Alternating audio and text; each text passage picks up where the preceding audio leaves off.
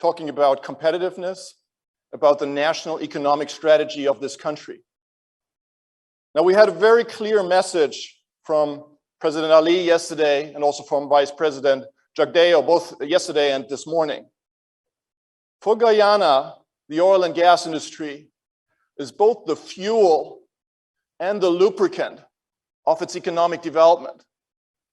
It's not a purpose in itself. It is a driver of a much broader change in this country's trajectory moving forward.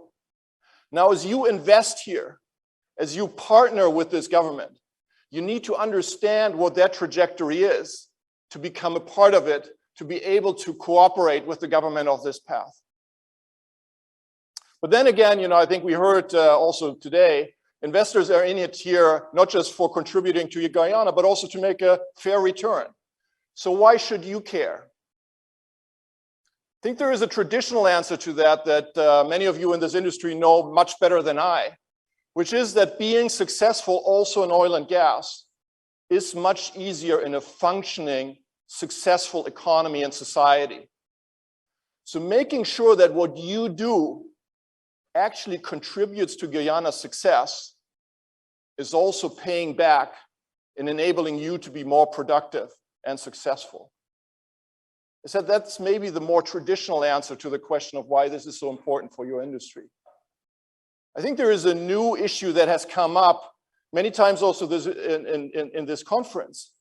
And this is about what is the role of the oil and gas industry globally as we're embarking on this transition to zero carbon, net zero, whatever you want to call it, new type of global economy. Guyana is at the forefront of arguably being one of the key sources of the bridge energy that we all need on this transition.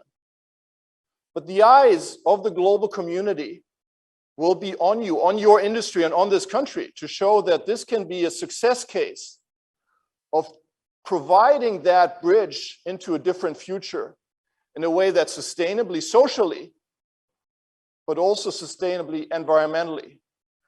So how you operate here, whether you are able to provide the best technology to this market to fulfill the promise that many of the leading companies, including ExxonMobil, with its commitment to reduce a lot of its CO2 emissions in its productions, making sure that that happens here will be critical.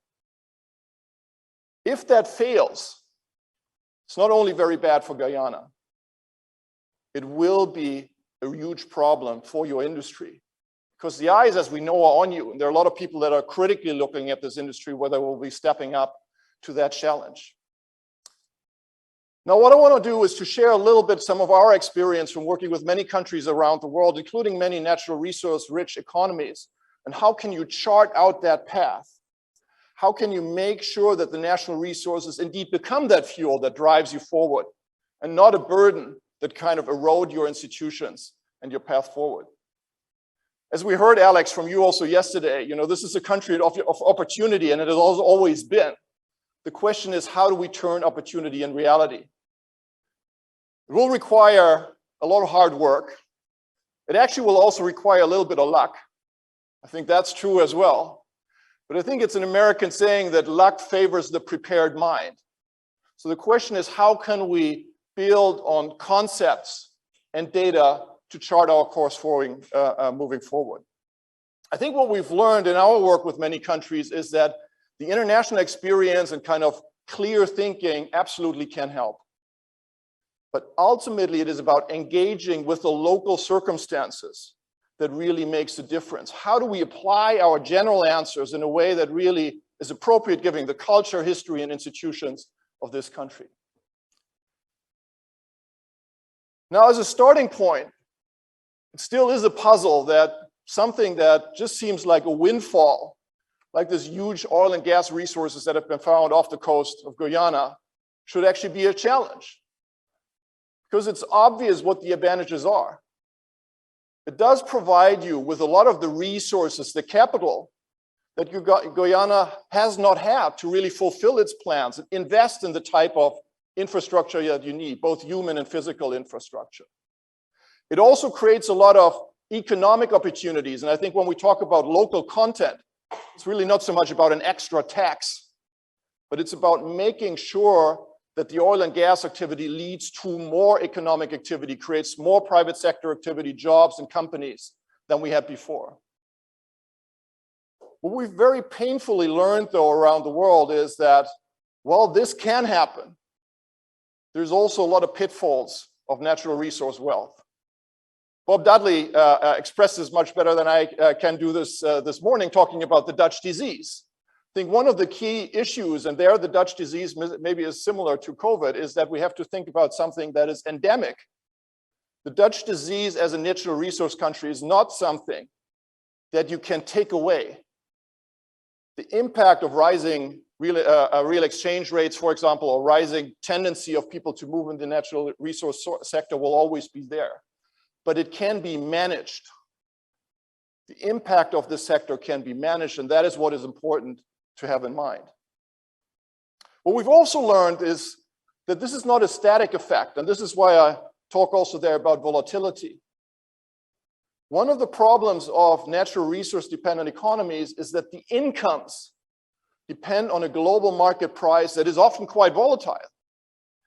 And in fact, given the economic transition and energy system transition that we're in globally, we probably are going to see more volatility with these prices than ever before. We're now in a high up again. But depending on what the transition is to renewables, it could also go down very quickly. Managing this as a government with a long-term development strategy is extremely challenging. Building up your businesses in an environment where the macroeconomy around you is going up and down like a yo-yo is very hard. It does not often sustain the long-term investments that this country needs. Again, this is something that we need to manage, and you see some flags here down there. Some countries have managed to do this better. Others have struggled much more.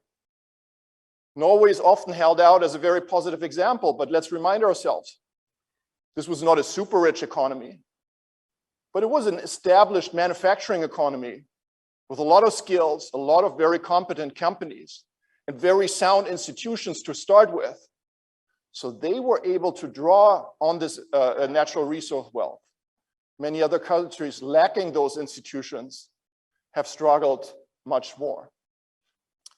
Now, if we go further into the situation in Guyana, I think we need to start out with looking at some of the data of where the country stands as it enters this new phase of its economic development.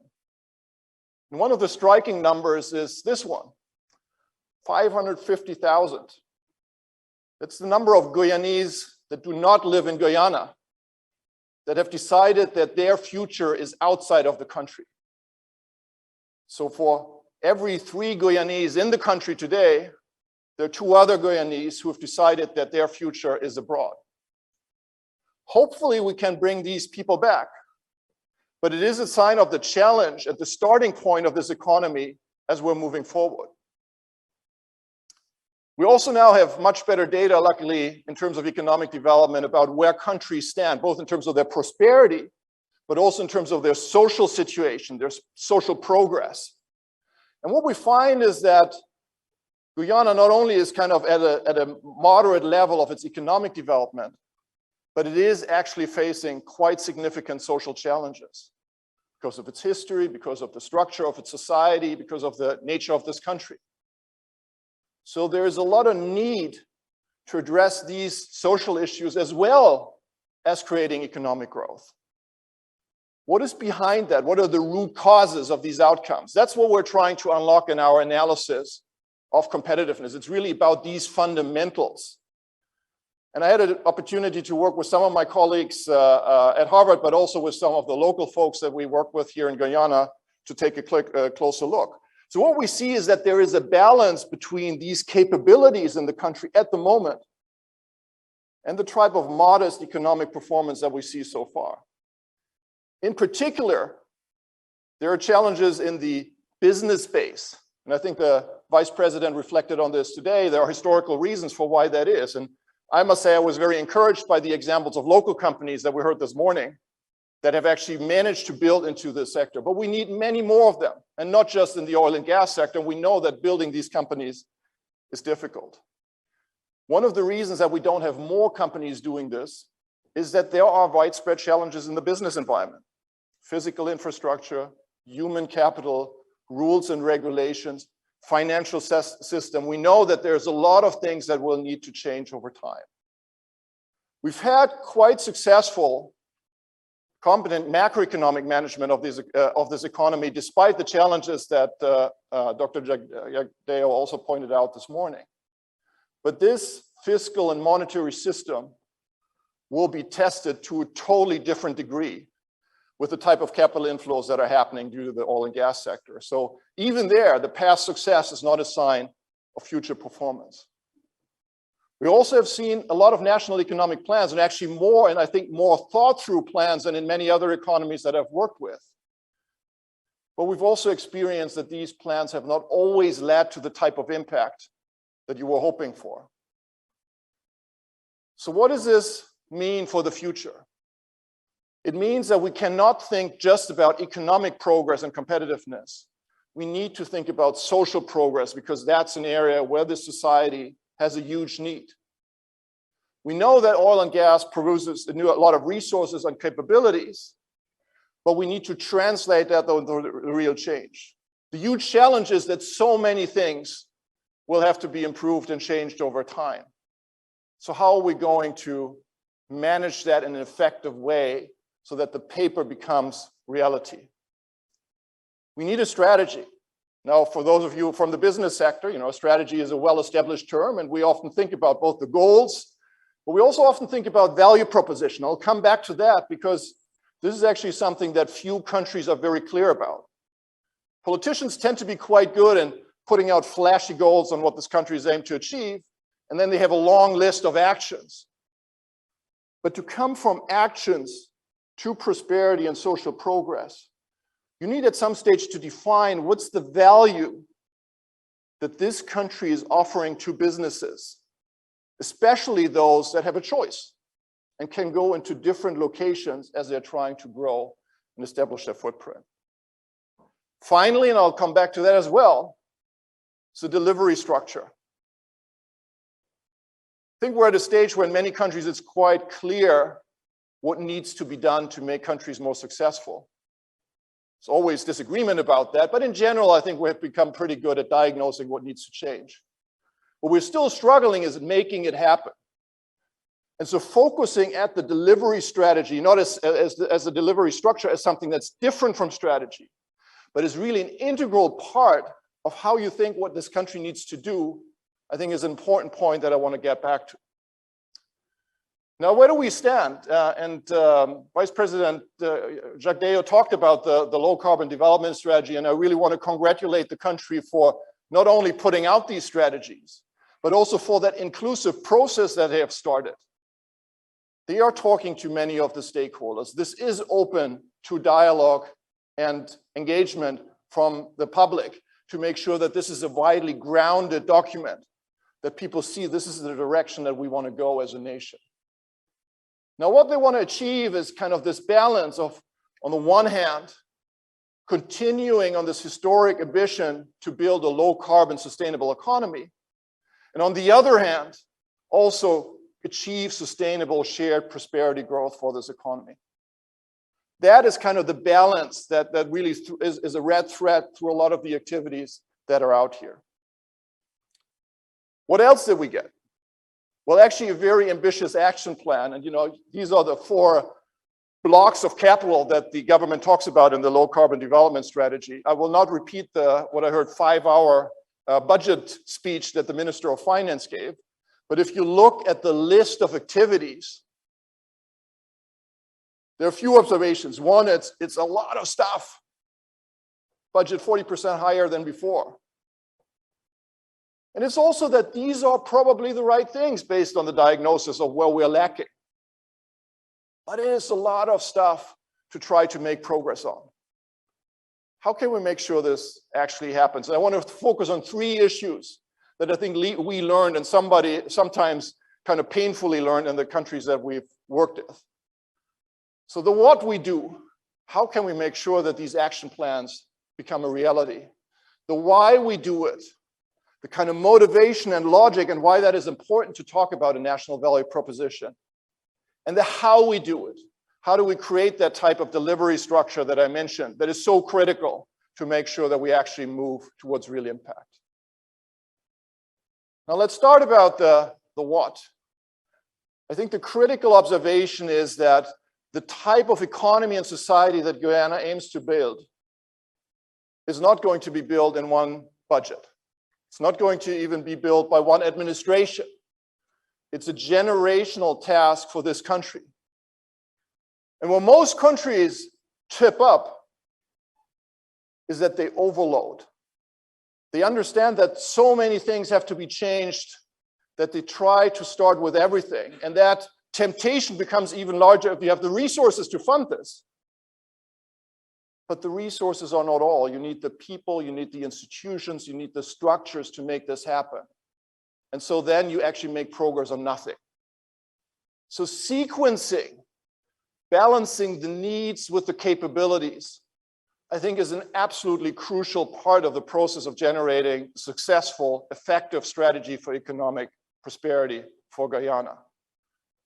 We probably need to start with really overweighting on some of the social needs, because this is where the country really lags behind. We need to then kind of focus on the fundamentals of creating a functioning modern economy in terms of infrastructure, rules and regulations, and so on.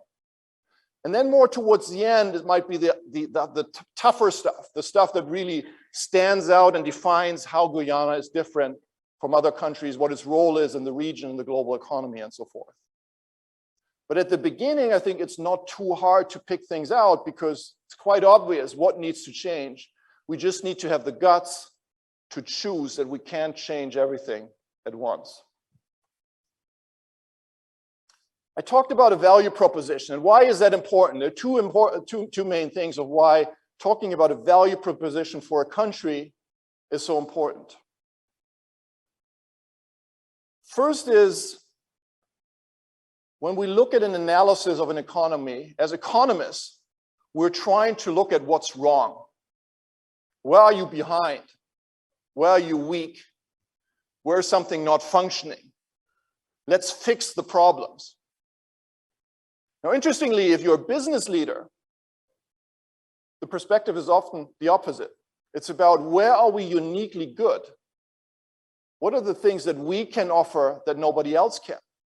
We can't be best at everything, but we need to be clear on what we're good at and why we are there, because that's what ultimately drives people to choose us rather than others. A national value proposition is about thinking through what our current and future aspired strengths, our offering, our commitment to the business community is going to be. And that can be a very important kind of counterweight to just looking at the negatives and the problems that we need to solve.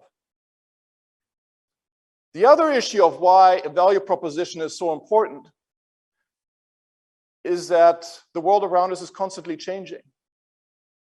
If we have an action plan that kind of lists out 50 different activities that are right today, I can assure you that tomorrow the world has changed, and 5 of them will not be the right activities anymore. In a week, it's maybe 10. In a year, it's maybe 25. So what we need is sort of a North Star that helps us decide how do we adjust our portfolio of activities as the world around us is changing.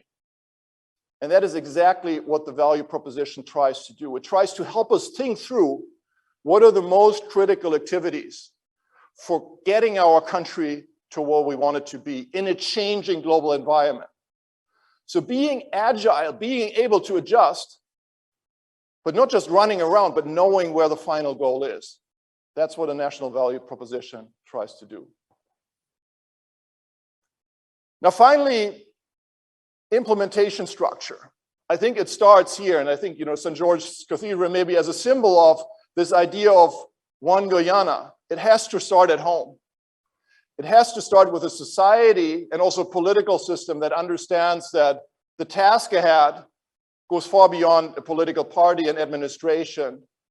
It is really something for the entire country. How do we create the type of structures and institutions that make sure that we really anchor whatever we do in the breadth of our society is absolutely crucial. I know it's easy to say, and certainly as an outsider, I have no particular insights in how you achieve that. But understanding that that is really critical for your success as much as an individual action, I think is important. And it comes down to the leadership of individuals that are in their positions of power in this country. And I, at least, was, as an outsider, encouraged by the speeches that we heard over the last 2 days. Now, then there's also a lot of talk about capacity. And if we would be as effective increasing capacity in countries that need it, that we are in talking about it, it would be great. Unfortunately, we are not very good at creating capacity. So at least try to kind of peel the onion a little bit. Capacity is at least two different things. One is individual capacity. So it's education, skills, it's making sure that we have the right type of people to do the job. And that is absolutely crucial. It also takes a long time. So this is some of the things that you need to start today, but the benefits will probably only come over years, over generations. The second part is institutional capacity. So making sure that we create organizations, legal structures that match the current capability of individuals with the task ahead. Creating motivational structures, creating a culture, creating processes that make sure that the people we have can be the best that they can be in the type of structures. And here we, from kind of advanced economies, are sometimes not a very good guide because we operate in a very different environment with much more resources, much more specialized capabilities, much larger organizations. It is great that you are engaging, as we saw yesterday, with your peers from Africa, from other parts of the world, because I think they will be a much better source of information on how you create effective institutions that enable you to deliver this type of implementation. I do think we need to bring it back to the big game changer in Guyana, and that's how do we deal with the oil wealth. And if there's one criticism that I might have about the low carbon development strategy is that it's not explicit enough about both the opportunity but also the challenges that come with that wealth. I was really intrigued by the discussion yesterday, and I think Prime Minister Motley from Barbados was really great in pointing out the difficult dialogue that we need to have. There needs to be a narrative that really puts that puzzle together for Guyana, how you can be, on the one hand, so focused on creating sustainability, and on the other hand, fueling your economy by a large and likely dominating oil and gas sector for many years to come. There is a logic to this. This logic is not simple, but it needs to be spelled out, because otherwise people will simply not trust you. They will think that they say one thing, but they do another. So I think bringing that together, both as a country, but also as a region, is absolutely crucial. The second point might be more technical, but I think that goes back to what I said at the beginning. If you can make sure that Guyana becomes an example of an oil and gas sector that operationally implements the best low carbon emission operational practices in the world, you have a much higher chance of convincing the global audience that you are part of the solution and not just denying what the reality is that we're facing in terms of climate change. That requires a huge partnership with the oil and gas industry, and also willingness for them to make you that showcase, that example. The rest is very complex, but I think now well-known issues. We need to create institutions that are sound against corruption, which is easier said than done. We need to create economic diversification. Now here, I think I would want to manage our expectations. This economy will be dominated by oil and gas, and there's absolutely nothing you can do to avoid that.